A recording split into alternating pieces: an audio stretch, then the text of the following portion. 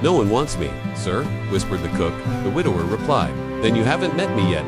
The stagecoach jolted to a stop in a cloud of dust, wheels creaking as the horses snorted and pawed at the dry ground. The driver spat a strand of hay and shouted, "Turner Ranch." From inside, a woman hesitated before stepping down, round-faced with soft brown curls pinned under a bonnet and hands that trembled slightly as they clutched a worn carpetbag. Her name was Martha Ellsworth, though few ever bothered to remember it. She adjusted her faded blue dress, brushed the dust from her apron, and looked out at the endless stretch of prairie that shimmered beneath the noonday sun. It was quieter here than she expected. A few corrals lined the yard. A windmill groaned lazily in the wind, and a small white house stood against the horizon, sturdy but lonely. From the porch, a tall man stepped forward, hat pulled low, eyes shadowed with loss. Elias Turner, the widower. Folks in town said he hadn't smiled since his wife died last winter. Martha had heard the whispers before taking the job that he needed a cook, a nurse for his infant daughter, and someone to keep the place from falling apart. She'd answered the ad with trembling hands, unsure why she'd dared. Jobs were hard to come by for women like her, plain, heavyset, and past the age most men considered worth noticing. But she needed to eat, and a baby needed care. That was reason enough. "Mrs. Ellsworth?" the man asked, his voice deep but weary. "Miss," she corrected softly, lowering her gaze. "Just, Miss Ellsworth. You're Mr. Turner." He nodded, glancing briefly at her, then away, as though politeness fought with his grief. "You came all the way from Wichita?" "Yes, sir. The journey was long, but I'm grateful for the chance."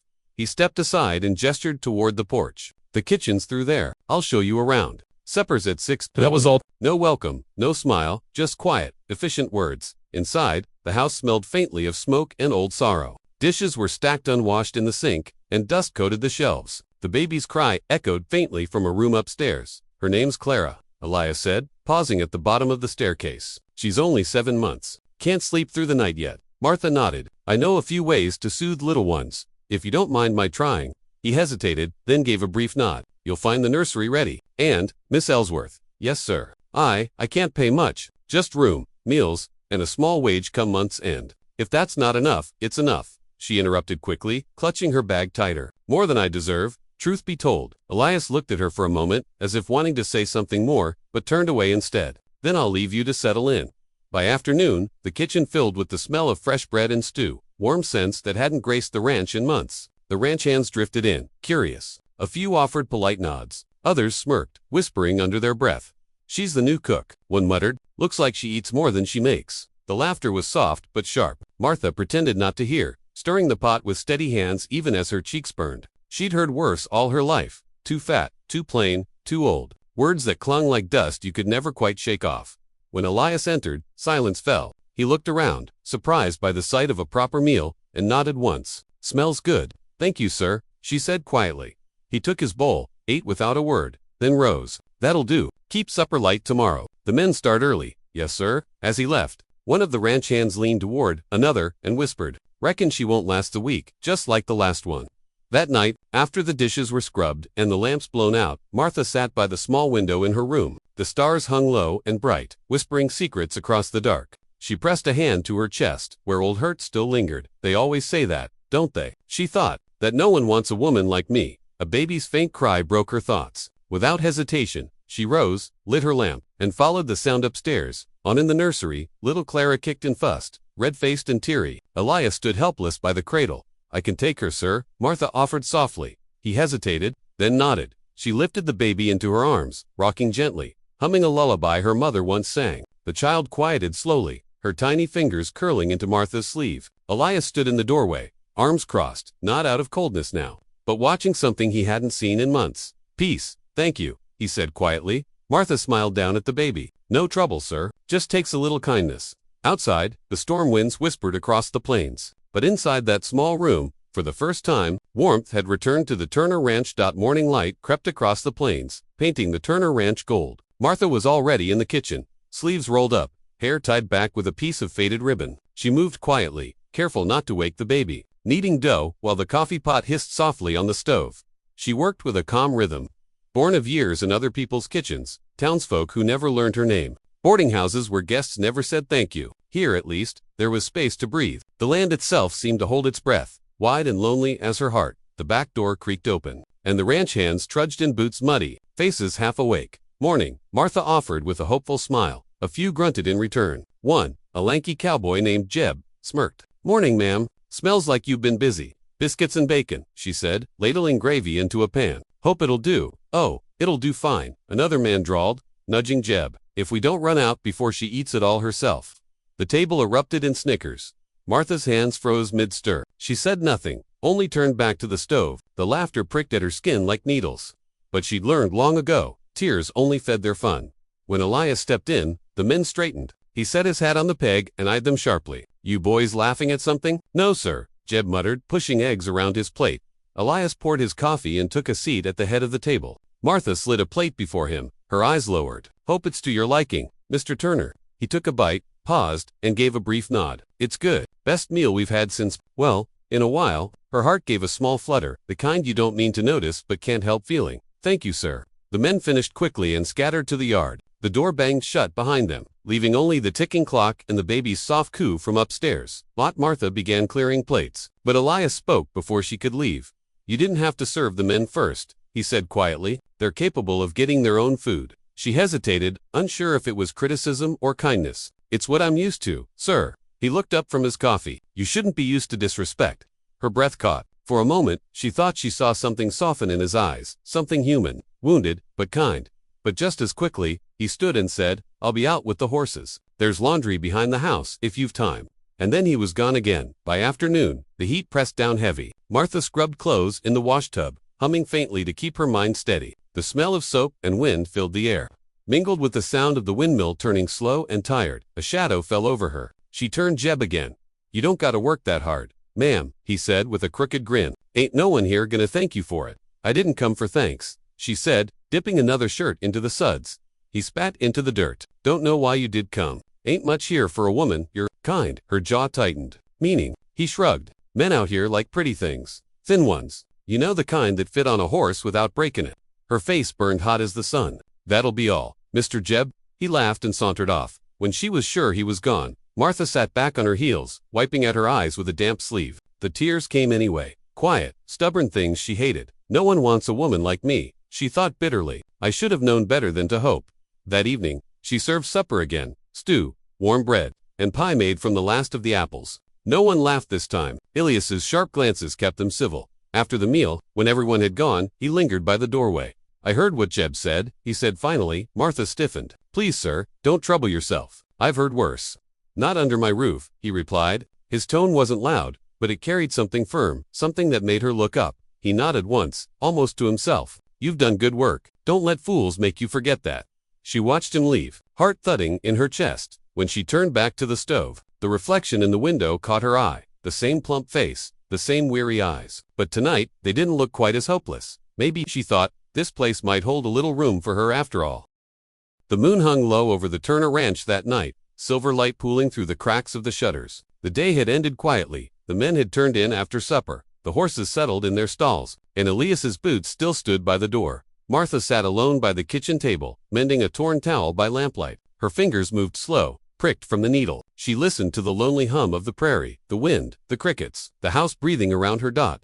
For the first time in a long while, she didn't feel like a stranger. She'd made supper, cleaned, tended the baby's laundry. The ranch might not ever feel like home, but tonight, it wasn't unkind. Then it came, the sharp, aching sound of a baby's cry echoing down the hallway. Martha's head lifted. It wasn't the soft fussing of a hungry child. It was a cry filled with panic, loud, desperate. She rose at once, her chair scraping the floor. Upstairs, the nursery door was half open, the lamplight flickering within. Elias stood beside the cradle, shirt undone at the collar, hair ruffled, a man at his wit's end. She won't stop, he said hoarsely, pacing. I've tried feeding her, rocking her, nothing works.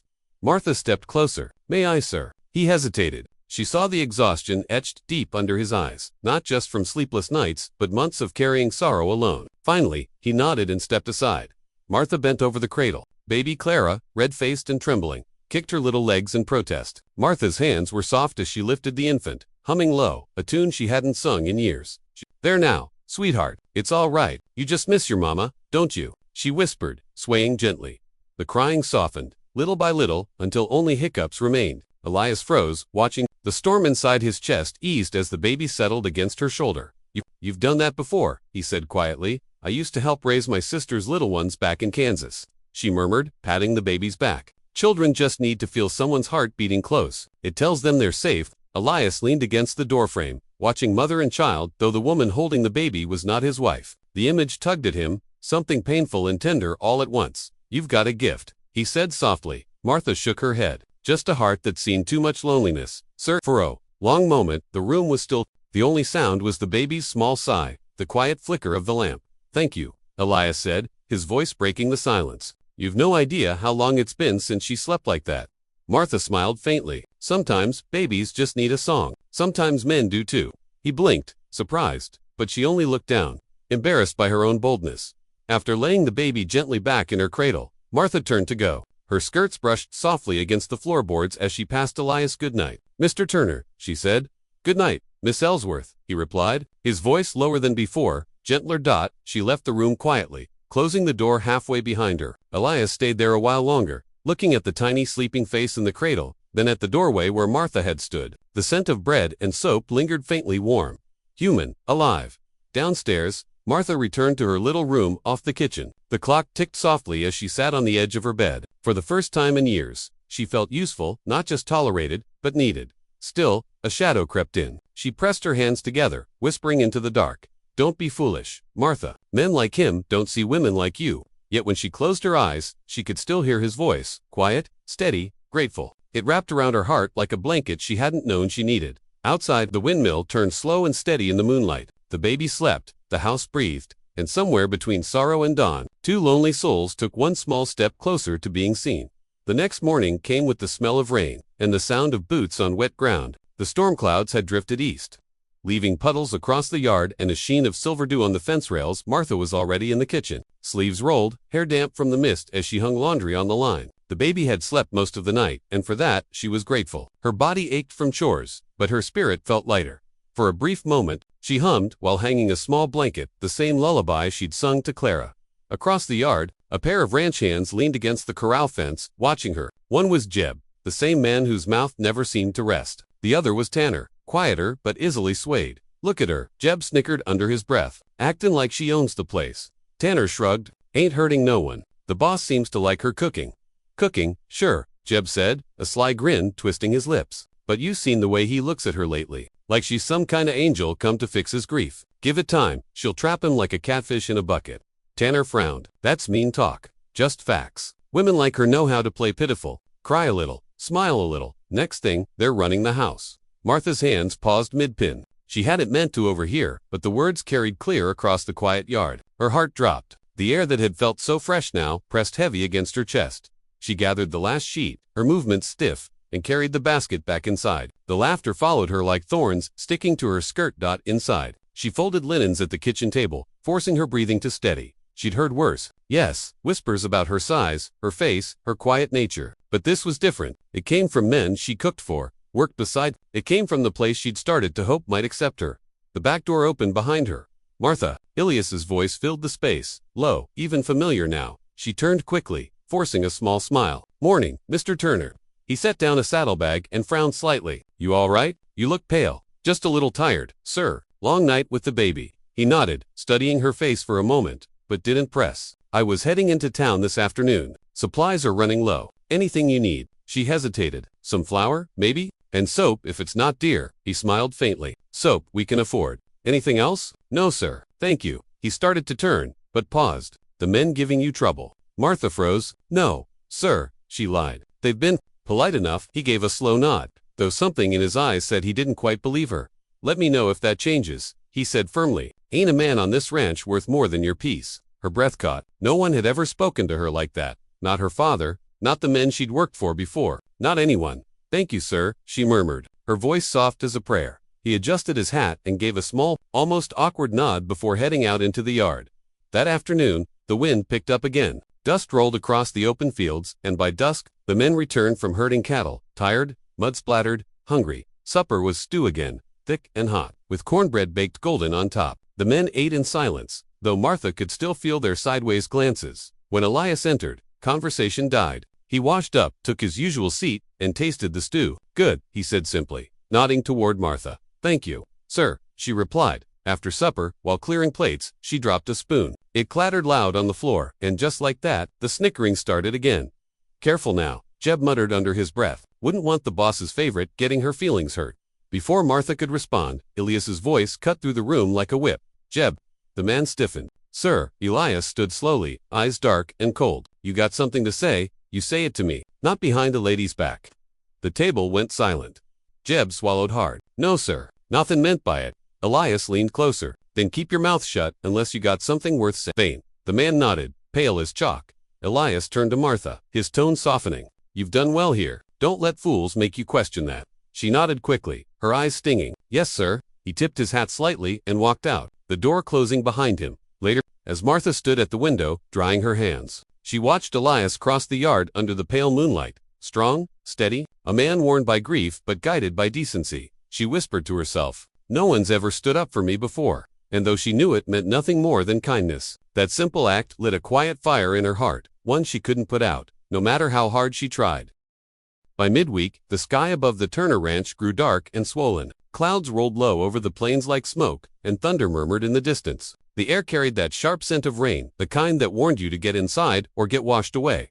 Martha stood on the porch, wiping her hands on her apron as she watched Elias and the men hurry to drive the cattle into shelter. The baby slept soundly upstairs, unaware of the chaos building outside.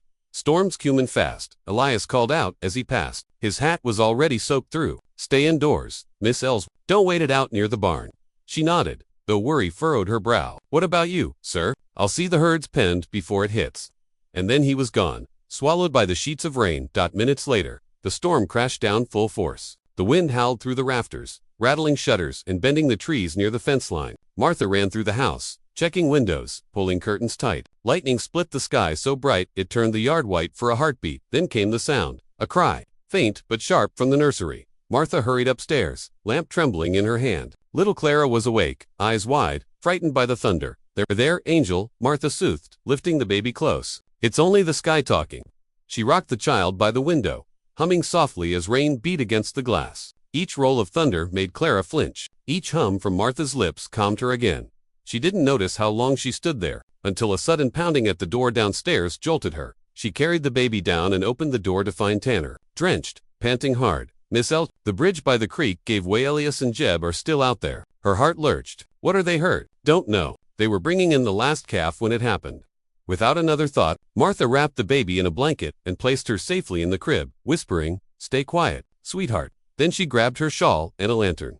Tanner grabbed her arm. You can't go out there. I'm not sitting here while he's out in that, she snapped, her voice trembling but fierce. And before he could stop her, she was out the door. The rain hit her like stones, cold and merciless. Mud sucked at her boots as she fought her way down the path toward the creek. The wind tore at her shawl, but she held the lantern high, squinting through the downpour. Mr. Turner, she called out, voice lost to the storm. Elias. Lightning flashed, and for a split second, she saw him. Elias was on his knees by the broken bridge, pulling a half-drowned calf from the water. Jeb, clinging to the bank. Stay back, Elias shouted, seeing her silhouette through the rain. The ground soft. Too late. Her boots slipped in the mud, and she stumbled forward, barely catching herself on a fallen branch. The lantern nearly went out. I'm not leaving without you, she cried. Elias cursed under his breath, hauled the rope around his shoulder, and pushed the calf toward higher ground. Jeb scrambled after it, sputtering. Within minutes, though it felt like hours, Elias reached her side, gripping her wrist tight. His eyes burned through the rain. You shouldn't have come. I wasn't about to let you drown, she panted, shivering.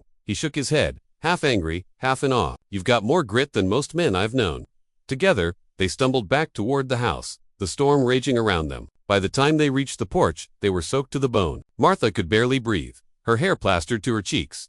Inside, Tanner met them with blankets. The fire roared in the hearth, throwing gold light across the walls. Elias set down the rope and turned to her. Are you hurt? She shook her head. Just wet. And scared, maybe. He laughed softly, the first sound of warmth she'd heard from him. You and me both. Their eyes met, the firelight flickering between them. Neither spoke for a long moment. Then Martha whispered, I couldn't stand the thought of losing you, sir. Elias's breath caught, and for once, he didn't hide it. You won't, he said quietly. Not while I've got say in it. Outside, the storm still raged, but inside that little ranch house, something steadier took root. Not thunder, not fear, but a spark. The next morning dawned quiet, the kind of hush that follows a storm. The ranch looked bruised but still standing. Fences sagged. The yard flooded, and the smell of wet hay lingered in the air. Inside, the fire had long gone out, but the warmth between Martha and Elias lingered. Martha was the first to wake. She'd fallen asleep on a chair near the hearth, a blanket over her shoulders. Her hair was still a tangle from the night before, cheeks flushed from the heat. When she stirred, she found a second blanket draped across her. Elias's doing. The man himself stood by the window, sleeves rolled up, watching the light creep across the soaked land. He turned when he heard her move. "Morning, Miss Ellsworth." "Morning, sir." Her voice was soft, roughened by sleep. "How's the herd?" "Lost a few fences, but the cattle held." "You saved us a lot of trouble last night." "I only did what anyone would have done." He gave a small smile. "Not everyone would have run into a flood for someone else." Martha lowered her gaze. "Well, you'd have done the same for me." That earned a quiet chuckle. "Maybe, but I doubt I'd look half as brave doing it." The words caught her off guard. Simple, gentle, but full of something she hadn't felt in years: admiration. Later that morning, Martha busied herself in the kitchen. The baby Clara gurgled happily in a basket near the table while the smell of coffee and biscuits filled the air. The storm might have battered the land, but it had done something strange to the people inside that house. Softened them. Elias came in, brushing rainwater from his hair. "You're up early again," he said, pulling off his gloves. "Couldn't sleep much," Martha replied, storm still echoing in my head. He poured himself a cup of coffee, then paused. "You were humming to Clara last night. What tune was that?" "Oh, just something my mama used to sing when I was small. Said it could calm the worst of tempers." "Sounded like it worked." "She stopped crying soon as you started." Martha smiled faintly. "Babies always listen with their hearts, not their ears." He studied her for a moment, the way her voice softened when she spoke of the baby, the way she kept her eyes low when he looked too long. Then, quietly, Elias said, "You've got a gift." Martha, she blinked. "A gift? For care, for comfort, for making this house feel alive again." Her hands froze over the dough. She'd spent years cooking for men who never looked her way, never thanked her for more than a meal. But now, one simple sentence from this quiet widower made her heart ache in the best and worst way. "I'm just doing my job," she murmured. "Don't sell yourself short," Elias said, his voice low, steady. "You've done more for this place in 2 weeks than I managed in 2 years. Martha turned toward him and found herself inches away. She hadn't even heard him move closer. Her breath caught. "Mr. Turner." He didn't reach for her, didn't dare. But there was something in his eyes, something she hadn't seen since before her heart learned to guard itself. "You can call me Elias," he said softly. She hesitated. "That wouldn't be proper." He smiled faintly. "Maybe not, but neither was walking into that storm last night, and I'm grateful you did." Martha's throat tightened. The way he said it, with warmth, with quiet need, made her pulse race. "Elias," she whispered, testing the name like a secret. He closed his eyes briefly, as though the sound of his name and her voice eased something heavy inside him. When he opened them again, his gaze held hers. "You said last week, no one wanted you, Martha, but you were wrong." Her breath trembled. "Please don't, I mean it." He stepped closer, just enough that she could feel his warmth. "If you think you're not wanted, it's only 'cause you haven't met the man who sees you the way I do." Martha's heart nearly stopped. "And how do you see me, sir?" Elias's answer came in a whisper, rough, honest, dangerous. "As the woman who made me want again." The silence that followed was thick enough to feel. The baby cooed softly, the fire popped, and Martha's hands trembled against the counter. She didn't speak, couldn't, but her eyes glistened, full of everything she'd never been told she deserved. Outside, the sun broke through the clouds at last, pouring light through the kitchen window, and over them both it felt like the world had finally caught up to what their hearts already knew. The sun stayed out that day, drying the soaked fields and filling the ranch with a rare warmth, but inside Martha's chest, another storm brewed, quieter, gentler, yet far more dangerous. She couldn't forget the way Elias had looked at her in the kitchen, like she wasn't just the cook, or a woman filling space, but someone seen. Every time she replayed his words, "the woman who made me want again," her breath caught in her throat, but she told herself it meant nothing. "He's grieving," she thought, as she kneaded bread that afternoon. "He's lonely. He's just being kind."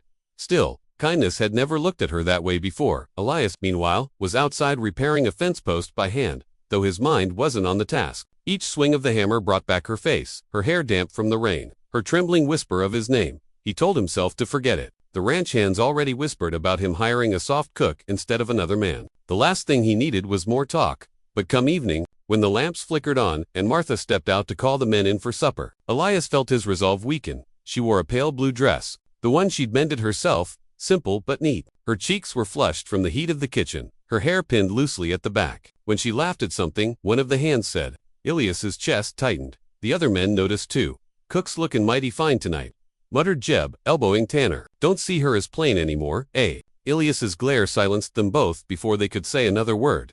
At supper, the air was thick with more than steam from the stew. Martha moved quietly around the table, refilling plates and cups. Elias barely spoke, keeping his eyes on his meal until the others were done and drifting off to bed. When the last of the boots clomped out the door, Martha began clearing the table. Elias stood and helped gather plates without a word. You don't have to, sir, she said softly. I know, but I want to. For a while, the only sound was the scrape of dishes and the creak of the floorboards. Then, Elias said, the men been talking. She froze. About me. He nodded. About us. Her heart pounded. There's no us, sir, she whispered quickly. I work here, and you've been kind, but, she swallowed hard. People don't take kindly to a cook thinkin' she's something more than what she is. Elias set down the cup in his hand, the muscle in his jaw tightening. You're not what they say, Martha. You're what you make yourself to be. I've heard that before, she said, her eyes wet. But the world don't listen to women like me, sir. Not ones who don't fit their picture. He took a slow step toward her. Then maybe it's time someone made Em listen. Her hands trembled as she dried the last plate. Don't, Elias, please. You don't know what it's like to be pitied, laughed at, to be seen as useful but never wanted. I do, he said quietly. Maybe not the same way, but I do. Folks talk about me too. The man who couldn't keep his wife alive. The widower who can't move on. Martha turned to him, tears glinting under lamplight. He took her hand, gently, like it was something sacred. I don't care what they say. I care what's real. You kept this ranch standing. You cared for my child when I couldn't. You walked into a flood for me. She shook her head, voice trembling. I did it because I couldn't bear to lose you. The words slipped out before she could stop them. Elias's thumb brushed over her knuckles. Then don't lose me, he said softly. Promise me that. Martha stared at him, the man who'd once been unreachable, now standing inches away, asking for something she'd never been offered before. A place, a belonging. She nodded slowly. I promise. And though neither said the word love, it hung in the air between them, fragile, unspoken, but alive. Outside, the night wind moved through the plains, carrying away the last whispers of the storm. But inside the Turner Ranch, something new had begun, quiet, steady, and unstoppable. 3 days passed, and the quiet peace that had settled over the Turner Ranch began to ripple, not from the wind or the weather but from whispers. It started with Mrs. Hanley, the general storekeeper's wife, who'd ridden out one morning to deliver fabric. She saw Martha standing on the porch beside Elias, both laughing over something the baby had done. To her, it looked too easy, too close. By the time she returned to town, her version had grown. Widower Turner's gotten himself a new woman, she told the dressmaker, a cook, no less. Plump thing, plain as unbaked bread, but she's got him wrapped around her little finger. And just like that, the story spread through the dusty streets of Willow Creek. By the week's end, Martha could feel it. The ranch hands had grown quieter around her, whispering when she passed. When she rode to town for supplies, the stares followed her like shadows. At the store counter, Mrs. Hanley smiled too sweetly. Well, Miss Ellsworth, she said, weighing flour, I hear Mr. Turner's taken quite a shine to you. Must be something special in your biscuits. Martha's face burned. Mr. Turner's been kind to me, ma'am, that's all. Mrs. Hanley smirked. Kindness, is it? That's what they're calling it now. The men nearby chuckled. Martha's hands trembled as she gathered her parcels and hurried out. The moment she stepped outside, the tears she'd been holding back blurred the street before her. Back at the ranch, Elias was fixing the corral gate when he saw her return. Her eyes red, her shoulders stiff. What happened? He asked, stepping forward. Nothing, she said too quickly, brushing past him. Just need to start supper. He caught her arm gently. Martha, talk to me. She froze, then turned on him, not angry, but hurt. They're talking, Elias, about us. About what we are. He frowned. Let Em talk. You don't understand, she said, her voice breaking. You're a man, respected. I'm the cook, the one folks look at and laugh about. They'll say, I trapped you, that I don't belong here. He took a step closer. Do you believe that? No, she whispered, but it hurts to know everyone else does. Elias's jaw tightened. I'll set Em straight. No, she said quickly. That'll only make it worse. Please, Elias, just give it time. The talk will die. He looked at her a long moment, then nodded slowly. If that's what you want, but as she turned away, he said quietly, you belong here. Martha, don't let their words make you forget that. That night, as she cooked in silence, she couldn't stop thinking about how easily gossip could ruin something fragile. The promise they'd shared, the quiet warmth that had been growing, now felt heavy. Shadowed. When Elias came in for supper, she served him without a word. The air between them, once warm and unspoken, now held distance. You're quiet tonight, he said, just tired. He studied her, sensing the lie but not pressing. Later, after the dishes were done and the baby asleep, Martha stood on the porch. The stars were bright, scattered over the dark plains. She hugged her shawl tight around her, her mind torn between fear and longing. She didn't hear Elias until he was beside her. Can't sleep, not much. He leaned against the railing. You're not the only one folks have talked about, you know. When my wife passed, they said I drove her to it. Said I was cursed. Said I'd never love again. Martha turned to him, startled. That's not true. He shrugged. Didn't matter. Once people talk, truth don't stand a chance. She looked down, her eyes soft. So what did you do? Learn to stop listening. Started believing what I saw instead of what I heard. Martha's breath trembled. And what do you see now? Elias's gaze met hers, steady and sure. A woman who's braver than she knows. And a fool of a man who'd give up his peace just to keep her near. Her throat tightened. You shouldn't say things like that. I should have said them sooner. For a long moment, neither spoke. The night wind carried the smell of rain again, gentle this time, like a promise. Then, barely above a whisper, Martha said, if the world knew your heart, Elias Turner, they'd talk even more. He smiled faintly, then let M talk. And this time she didn't argue. She just stood beside him, the stars above and the warmth of his nearness chasing the cold away. The days that followed were calm to calm, like the quiet before another storm. The gossip in town hadn't vanished, but it had softened into background noise. Elias kept busy fixing fences and tending to the herd, while Martha found comfort in routine, the smell of baking bread, the sound of baby Clara's laughter, the steady rhythm of the ranch. But one afternoon, peace came to an abrupt halt. Elias was in the yard, splitting wood when a carriage rolled up the dusty road. The horse's harness gleamed, and the woman who stepped out was dressed finer than anyone who'd visited in months. Her name, he soon realized, was Caroline Whitmore, his late wife's cousin. Elias Turner. She greeted coolly, her gloved hand resting on the carriage door. It's been a long time. He wiped the sweat from his brow, surprised. Caroline, didn't expect you. I was in Willow Creek, she said, glancing around the ranch. Heard some talk, thought I'd see for myself how you were faring. The edge in her tone didn't escape him. Martha came out from the kitchen door, her apron dusted with flour. When she saw the stranger, she froze. Caroline's sharp eyes landed on her instantly, trailing from the hem of her dress to the stray curls escaping her bun. And who might this be? Caroline asked, her smile thin.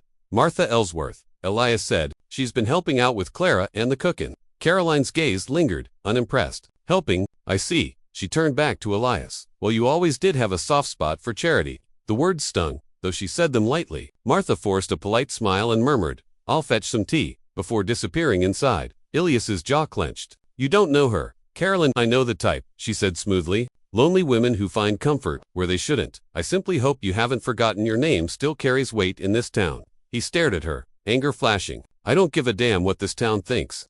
Maybe you should, she said, stepping closer. For Clara's sake, people talk. Elias, they always do. He turned away, not trusting himself to speak.